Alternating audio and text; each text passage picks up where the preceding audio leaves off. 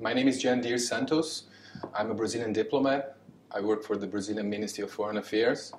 And I had a unit in our ministry that is responsible for coordinating the Brazilian positions to all internet governance fora, including ICANN, ITU, United Nations. I'm also the Brazilian representative at the GAC, so I've been following up these discussions for quite some time. And my impression, and this is also one of the reasons I volunteered to participate in this group, is that I think this is a critical exercise, not only for ICANN, but for internet governance as a whole.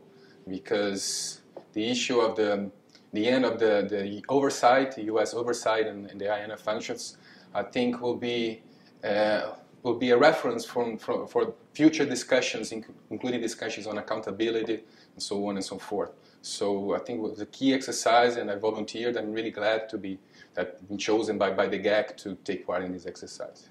My attempt, what I've been trying to do here in this group, is trying to raise the importance of the public policy implications of this exercise. Because coming from the GAC, and coming from, I try to bring a government perspective to the ICG. Because one of the concerns we have, not only my country, but other colleagues from the GAC, from the government, is that this exercise should not be conducted from a purely technical perspective.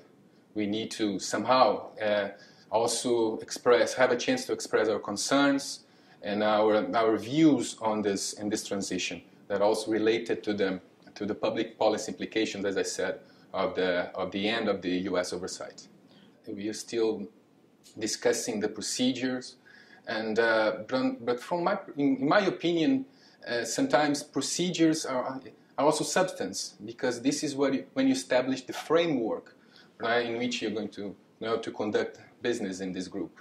So our concerns is that will be in a sense that whatever the end result of this exercise will be, it has to be seen as legitimate to all stakeholders involved, including governments.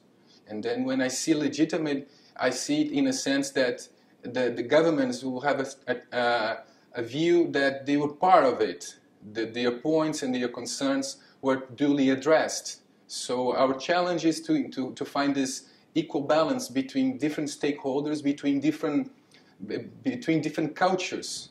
Because when you think of governments, the way we make decisions is very different from the way the technical communities they reach decisions. So I think one of our greatest challenges will be to find these equal balances between these different cultures. Before coming to this meeting, we conducted a series of consultations within the GAC. And the GAC representatives in the ICG, they come from different regions of the world. So what we try to do is to consult within our respective regions to get some feelings, some views on this exercise.